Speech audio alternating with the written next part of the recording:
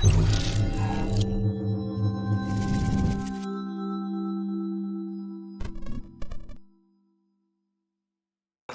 va conclure la matinée avec Gaspard Dassigny, radiologue que j'ai dû croiser à Beaujon il y a un certain nombre d'années et qui est donc cofondateur d'Incepto, et il va nous parler de développement d'algorithmes en imagerie médicale. Alors Gaspard, tu as 5 minutes. Ouais, je m'y attendais un peu. Merci Valérie, merci beaucoup aux organisateurs de la FHU Mosaïque de m'avoir invité. Je suis très heureux d'être là parmi vous. Je reconnais beaucoup de visages amis avec lesquels j'ai eu la chance de collaborer il y a quelques temps, puisque j'ai passé 4 ans de clinica dans votre belle faculté et hôpitaux.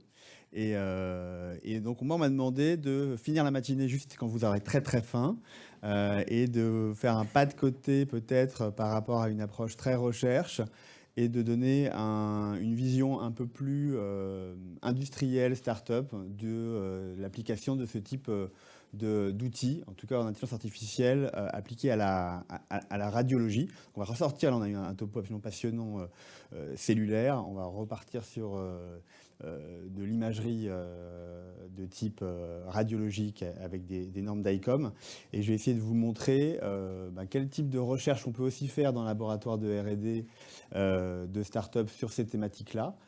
Donc, est-ce qu'on peut aller chercher un petit peu du fondamental en deep learning en radiologie? Et qu'est-ce qui nous intéresse, nous, par exemple? Et puis aussi, une deuxième partie, et je vais faire en 5 minutes, peut-être 10, je vais me permettre 5 minutes de plus, de vous parler de ça veut dire quoi de mettre ces outils sur lesquels vous travaillez, que vous développez, avec toute cette complexité, cette compétence. Après, quand on les met dans les mains des cliniciens, quels sont quelques éléments de complexité et quelques éléments de vérification? Ça veut dire quoi de transcrire tout ça dans une routine clinique? Est-ce qu'il y a des enjeux particuliers? Voilà, on va esquisser des choses et puis on pourra en parler, je pense, plus rapidement, enfin plus tranquillement lors de la table ronde cet après-midi. Moi, d'où je vous parle, donc c'est un disclosure évident, puisque je suis un des fondateurs d'une start-up française qui s'appelle Incepto Medical, qui va à la fois produire des algorithmes d'imagerie à base de machine learning, beaucoup de deep learning pour faire de l'analyse automatique ou semi-automatique d'images. Donc il y a un laboratoire de R&D interne qui est dirigé par Roberto Ardon, et avec des thésards CIFRE, avec notamment Centrale Supélec. Et donc là, on a de la recherche. Et puis, et aussi des thésards, j'espère, en médecine bientôt, mais des M2, enfin des thèses de médecine et des M2 déjà maintenant. Et puis peut-être demain, des thèses de sciences avec des médecins, des radiologues, mais peut-être des pathologistes aussi. Et d'autres, et cette grande communauté de l'image. Ça, c'est la partie développement interne. Et puis, on a une deuxième partie. On s'est dit, en fait, tous ces outils sont passionnants. Vous voyez qu'on a énormément qui sont produits. Vous-même, ce que vous êtes en train de faire, c'est donc de produire les outils de demain avec toute cette production scientifique. Il va y avoir de la valorisation, de la sortie, des choses qui vont être utilisées et diffusées. On ne va pas tout faire tout seul, et donc par contre le problème c'est que ces outils, il y en a plein qui sont quelque part mais qui ne sont pas dans les mains des cliniciens. Et donc l'idée c'est comment on fait pour les faire arriver dans les mains des cliniciens à partir du moment où ils ont été validés de manière réglementaire et de manière scientifique. Et donc on a créé une plateforme pour mettre ça dans les mains alors, essentiellement des radiologues pour l'instant, parce qu'on est vraiment centré sur une norme d'image qui est le DICOM, et des professionnels qui connaissent bien cette norme-là, mais il y a des choses évidemment qui peuvent résonner pour tous les cliniciens, en tout cas qui s'intéressent au signal et au signal de l'image. Donc on est 75, on est centré à Paris, on commence à avoir une empreinte européenne, et donc on rayonne grâce à l'écosystème dont vous faites partie, et en France on a un très bel écosystème, donc nous on en profite, et puis on essaye de participer à cet écosystème et de faire rayonner notamment la recherche française, au moins en Europe, et si possible ailleurs. Donc il y a plein de sujets. On a des sujets en imagerie neurologique, en imagerie cardiovasculaire, en imagerie cancéro. Je ne vais pas vous faire un focus, et je m'excuse tout de suite parce que ça ne va pas être hyper multimodal et ça ne va pas être très onco. Donc je sais que pour la FHU Mosaïque, j'ai bien compris ce que c'est que la FHU Mosaïque et que c'est passionnant, mais Je vais vous faire quelque chose qui est un peu plus généraliste, mais on a eu des topos ce matin passionnants et très pointus. Vous montrez ça en un petit côté, routine clinique, on va dire, mais aussi recherche avec des ponts. Alors ça fait quoi? Ça veut dire que ces outils-là actuellement, par exemple, les outils dont on parle, qui sont des outils d'analyse automatique, en cancérologie par exemple, on va distribuer des outils et développer des outils d'analyse automatique de cancer du sein en mammo et bientôt IRM, cancer du poumon en CT, cancer de prostate en IRM. Et donc on va être implémenté là actuellement dans 150 sites, beaucoup France, beaucoup Suisse, et puis là Espagne, Italie, Portugal, de plus en plus. Et donc on fait 200 000 patients par mois qui passent à travers ces algorithmes pour les analyser, ce qui nous donne accès à de la donnée massive et qui nous permet probablement aussi d'avoir des informations supplémentaires. Alors, construire une solution d'IA en imagerie, les étapes, on les connaît. Je vous donne un exemple qui est le pas de l'onco, mais ça marcherait exactement pareil en oncologie. Donc, on les a suivis. Ça va assez vite en général, enfin, à expliquer, mais c'est très très long à faire. Il faut identifier le problème clinique utile à automatiser. Et donc là, on a évidemment des collaborations cliniques, recherche, data scientists, que ce soit dans le monde industriel ou dans le monde académique, qui sont absolument majeures. On en a souvent parlé. Construire un algorithme répondant à la question. Et là, on a vu ce matin, je pense, et moi je le redis ici, il faut avoir des scientifiques, notamment en vision par ordinateur, par exemple en imagerie, qui ne sont pas des gens qui font que, par exemple, du deep learning. Parce qu'en fait, les problèmes sont assez complexes. Il y a toute une tradition de la vision par ordinateur en recherche qui permet de mélanger des problèmes plutôt rule-based avec du machine learning en général et du deep learning en plus. Et c'est plutôt les chercheurs couteaux suisses qui vont réussir à avoir les meilleures réponses, parce que les problèmes sont souvent assez complexes et il faut être en fait un peu comme dans la jungle, prêt à s'adapter à la situation, plutôt que d'avoir un seul outil qui va être peut-être extrêmement efficace dans un contexte, mais très peu dans un autre. Il faut valider ces algorithmes et il faut les faire en multicentrique, multi-annotateur. Si vous voulez sortir de votre laboratoire, on en a parlé, et ça c'est un enjeu majeur. Évidemment, il faut publier et valider dans des peer reviews. Ça c'est un papier qu'on a fait sur l'aorte dans un rang A de chirurgie vasculaire. Et puis, avoir le marquage réglementaire, c'est un sujet en soi. Donc nous, on a fait ça pour du vasculaire avec de l'aorte, pour du musculo-squelettique avec du genou, avec des marquages CE qui sont déployés sur des dizaines de sites, et on est en train de le faire en cancérologie, c'est comme ça que je suis un tout petit peu légitime, dans le CHU Mosaïque, on fait quand même de la cancéro, sur l'IRM prostatique, et il y a toute une communauté de recherche sur cette thématique-là. Et puis en parallèle, on va distribuer en onco beaucoup le poumon, donc travailler beaucoup avec les futures campagnes de dépistage du poumon, avec de la détection, mais aussi commencer à réfléchir avec la caractérisation. Alors pour faire ça, en faisant ça, dans le laboratoire, on a un labo de recherche, comme je vous disais, et on s'intéresse à des questions très deep learning pour nous aider sur ce chemin-là. Et j'aimerais vous parler de deux sujets sur lesquels on a eu un thésard CIFRE qui maintenant est chez nous pendant 3 ans et qui s'est intéressé à l'explication contrefactuelle et qui est pour nous un élément assez important pour arriver à ouvrir la boîte noire de ces algorithmes de deep learning, et c'est important, vous allez voir. Et puis une deuxième thésarde qui est en cours, qui s'intéresse à l'apprentissage contrastif learning. Je vais vous en dire un mot. Alors, ouvrir la boîte noire, c'est un sujet en soi, un vaste sujet de publication sur ces méthodes de deep learning. Il y a les classiques qu'on connaît, assez anciennes, qui sont les cartes de chaleur, et puis les explications basées sur la perturbation. Et puis, il y a celles qui font beaucoup couler d'encre récemment, et qui sont les explications contrefactuelles. Pour vous expliquer un petit peu comment ça marche, c'est assez simple. Mais la logique derrière est intéressante, parce que c'est quelque chose qui est vraiment rendre ces logiques de génération d'images, de passer d'une IA aussi potentiellement générative ou interprétative d'un contexte. Je suis sûr que ça parlera à certains dans l'audience que je connais et qui s'intéressent à ces sujets. Là, c'est quoi l'explication contrefactuelle? On veut ouvrir la boîte noire, d'accord? Vous allez prendre une tâche de classification de tumeurs cérébrales en IRM, un classique avec des données en open source un petit peu partout. Vous allez demander à un réseau de neurones de classer cette image comme pathologique, mais vous allez aussi demander à ce réseau adversarial, ce GAN, de transformer cette première image avec une tumeur, de la transformer le moins possible, mais juste suffisamment pour que si vous passez cette nouvelle image dans le même réseau de neurones initial, il vous la classe comme non pathologique. Donc vous allez lui demander de générer quasiment la même image, mais de la modifier juste ce qu'il faut pour qu'il ne la classe plus comme pathologique, et vous allez faire la soustraction de ces deux images. D'accord? Et ça va vous donner ce qui ressemble à une carte de chaleur, mais qui n'est pas une carte de chaleur, et qui va vous donner une précision bien plus importante. Ça, c'est les concours. On essaye donc d'avoir qu'on a des images qui ne sont pas labellisées, c'est-à-dire qu'on a des images qui sont... l'image est labellisée, mais il n'y a pas de segmentation dans l'image faite par un humain.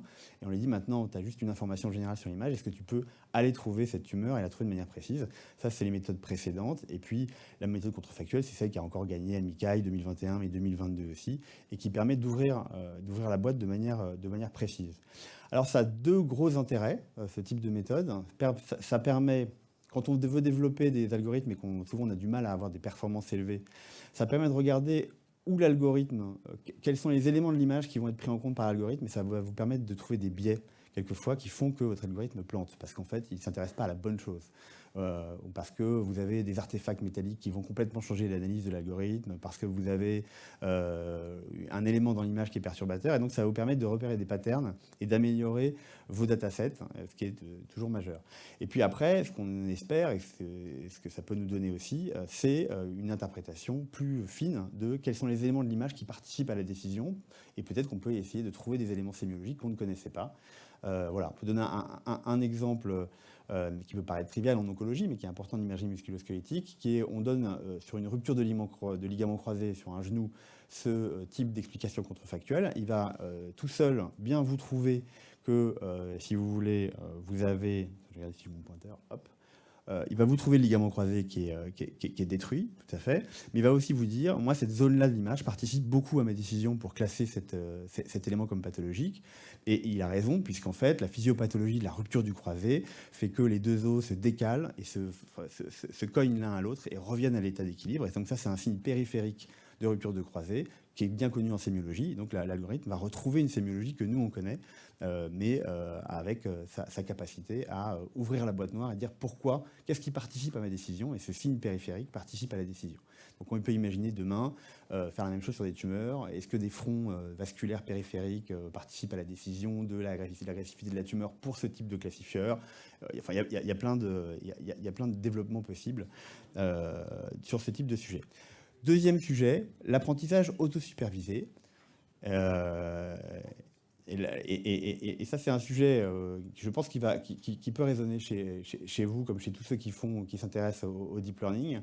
Je me tourne vers Radium, parce que je sais que c'est le genre de choses qu'ils aiment bien, et moi aussi, parce qu'on essaye, en fait, on a des énormes quantités de données, d'accord, et les labelliser, c'est très très cher. Donc, est-ce qu'on peut apprendre du contexte? Est-ce qu'on peut apprendre à augmenter nos performances sans être obligé de labelliser toutes ces données? Donc, est-ce qu'on peut créer de la connaissance générale? Certains diront un foundation knowledge, et ça résonne beaucoup avec les connaissances générales en langage naturel actuellement, pour ne pas citer ce dont on parle toute la journée. Et donc, il y a tout un domaine de recherche passionnant. C'est quoi l'idée?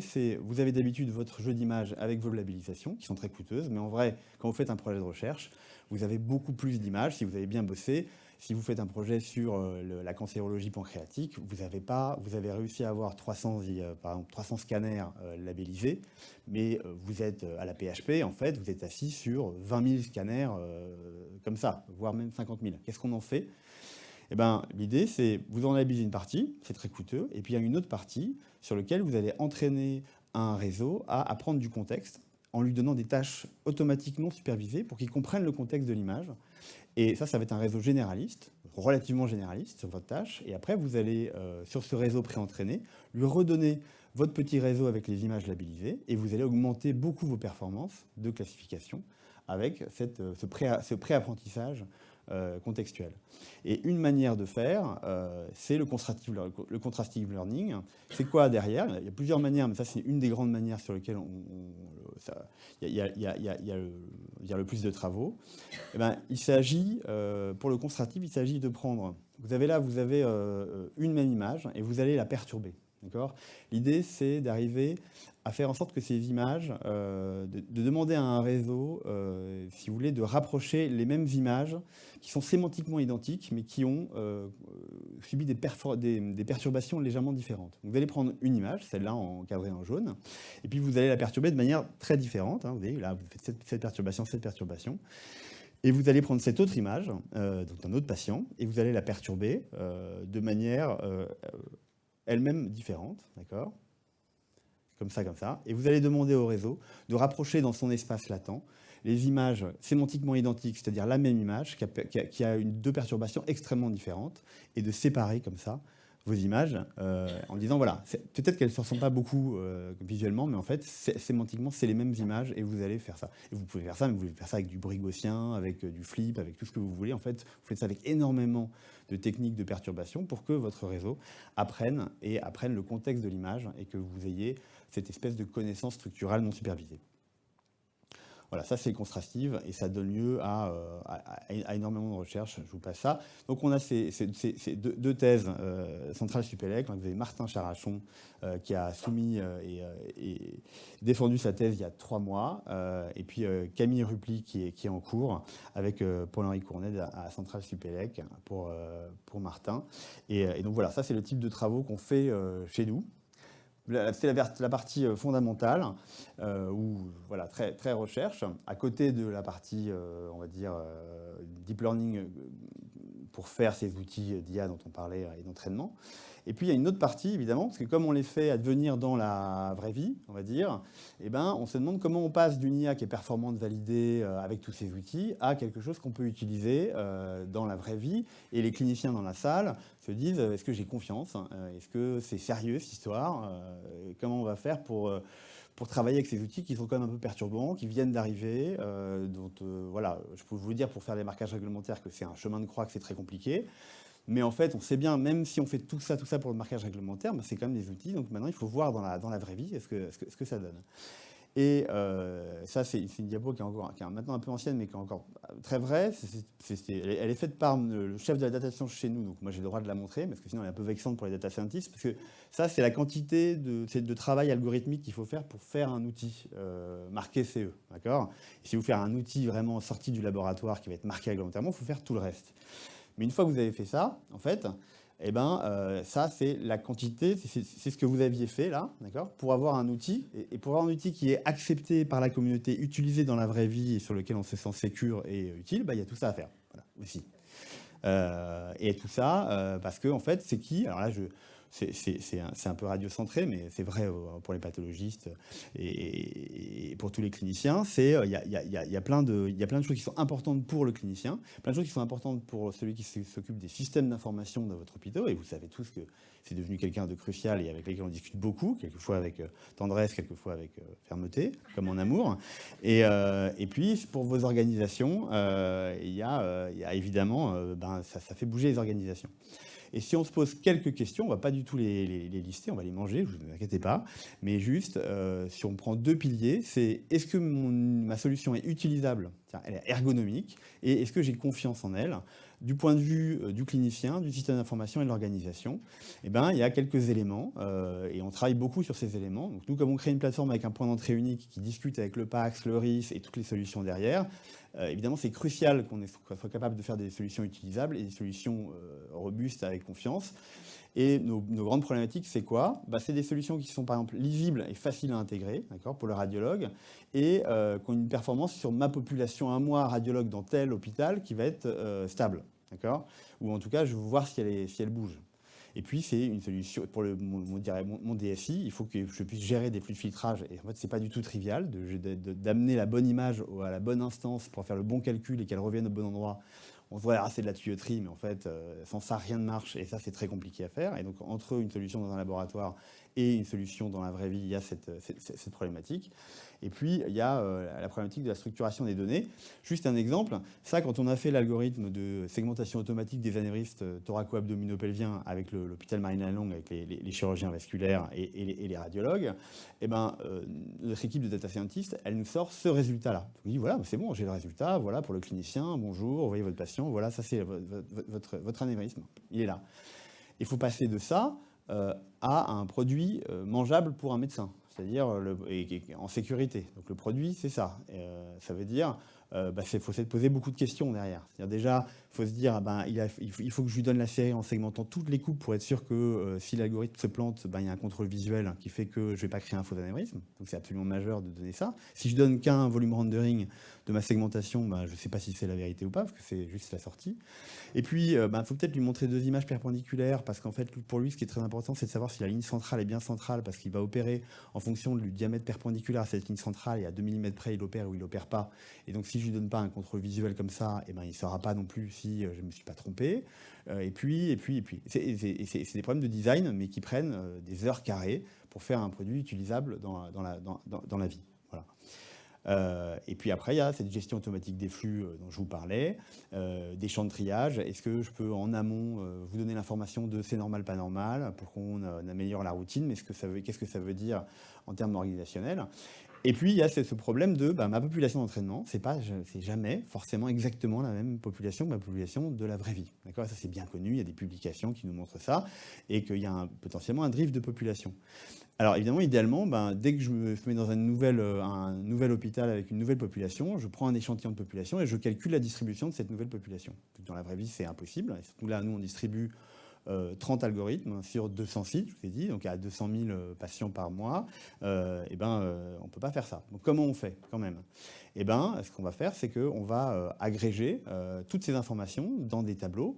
D'accord ? Et on va regarder sur des saisonnalités par heure, par jour, par semaine, par mois, combien de nodules pulmonaires sont trouvés dans tel centre et combien sont suspects, et est-ce que ça bouge ? Est-ce que ça bouge ? Et on peut entraîner des algorithmes pour analyser cette saisonnalité, et est-ce que tout d'un coup, il y a quelque chose qui va bouger dans la prévalence du nodule pulmonaire dans telle région, qui ne sera peut-être pas dû au fait que tout d'un coup, tout le monde est redevenu mineur et s'est remis à fumer, mais que l'algorithme a glissé. Voilà. Et donc, il faut avoir cette approche populationnelle pour essayer de monitorer les performances algorithmiques à l'échelle. Et donc, faire des analyses de time series. Ça, c'est ce qu'on fait. Et puis, idéalement, si on veut aller un cran plus loin, on va donner au clinicien le résultat d'IA inclus dans un compte-rendu structuré qui va pouvoir modifier rapidement, qui va être utilisable au quotidien et sur lequel on va pouvoir récupérer l'avis du clinicien sur est-ce que oui ou non il est d'accord avec l'algorithme, pour voir si cet algorithme bouge aussi dans le temps. Parce que le clinicien, on peut imaginer qu'il est relativement stable sur une longue période de temps. On ne prend pas la pause post-déjeuner, on sait que voilà, ça va être moins bon, mais si on lise sur l'année, il va être relativement stable. Et là, on va avoir une information précise. Et donc, c'est sur ce type d'outils qu'on travaille aussi. Et d'ailleurs, on travaille beaucoup avec la PHP, donc avec une grande partie d'entre vous, et les hôpitaux de Lyon, à travers un programme qui s'appelle Spécial, fait pour essayer de faire des packs intelligents où on est capable d'intégrer rapidement ces nouvelles solutions et de les évaluer en temps réel. Et donc ça, c'est le type de travail qu'on fait. Donc en fait, pour avoir de l'usage et de la confiance, il y a quand même tout un cercle, vous avez vu, et un écosystème. Et c'est ce qui va permettre de faire que ce sur quoi vous travaillez et qui va être demain des solutions, j'en suis sûr, en routine clinique, va passer par un certain nombre d'étapes comme celle-là pour avoir cet impact qu'on veut avoir sur les patients avec ces outils. Voilà, je vous remercie.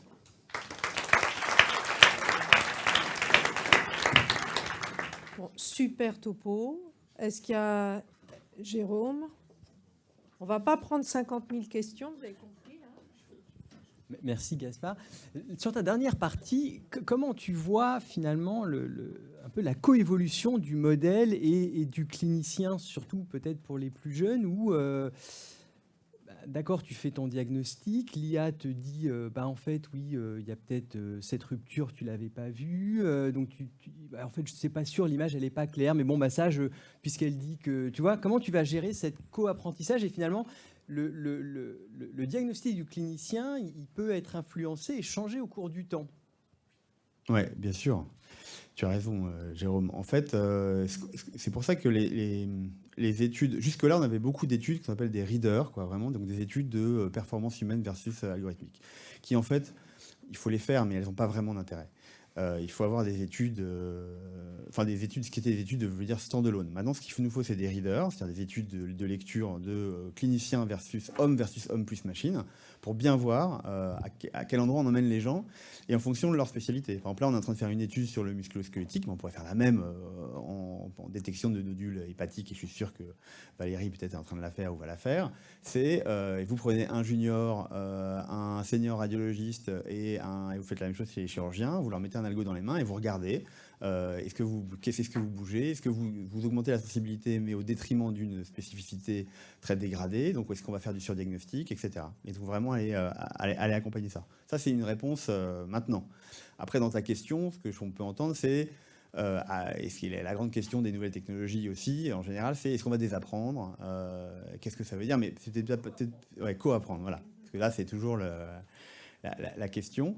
Il y a des algorithmes qui font des choses que de toute façon on ne sait pas faire, donc la question ne se pose pas. Quand vous segmentez des plaques de sclérose en plaques sur une IRM et que vous comparez ça sur 10 IRM dans le temps pour votre patient et que vous arrivez à mapper sa pente évolutive dans un cluster de patients qui ont le même type de pente évolutive, de toute façon on ne pouvait pas le faire comme radiologue, donc ça pose pas de problème. Quand vous détectez automatiquement des cancers du sein, finalement, les radiologues apprennent toujours parce qu'on n'arrive pas à faire un algo parfait en cancer du sein, parce que c'est une aiguille dans une botte de foin, c'est une patiente sur 6000. Donc, par contre, ce qu'on arrive à faire, c'est, on peut dire, regarde tranquillement ta patiente, parce que en fait, c'est pas 1 sur 6000, sa chance, c'est 1 sur 150 000, sans risque, et donc, ou 200 000, donc c'est quasiment zéro. Par contre, regarde bien cette patiente-là, parce qu'il y a une chance sur 20, et donc il y a 42 fois plus de chances qu'elle ait un cancer. Et donc, sois attentif. Là non plus, on ne désapprend pas, je pense. Ok. De toute manière, Gaspard reste avec nous, donc s'il y a des questions, Gaspard, je suis sûre qu'il sera ravi d'y répondre.